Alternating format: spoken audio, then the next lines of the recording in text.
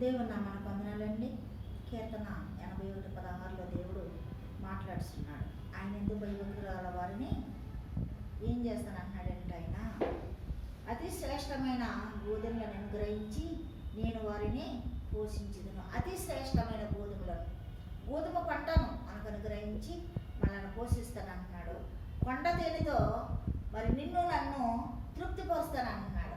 కొండ తేనెతో కూడా నిన్ను నన్ను తృప్తిపరుస్తుంది. మనం చేసిన ప్రతి విత్తనము, జల్లిన ప్రతి విత్తనము కూడా ఫలింపజేసి మరి యొక్క గోధుమ పంటను తృప్తిగా నీకు ఇస్తాను, నువ్వు తినడానికి ఆహారం, జీవాహారం నీకు ఇస్తాను అంటున్నాడు.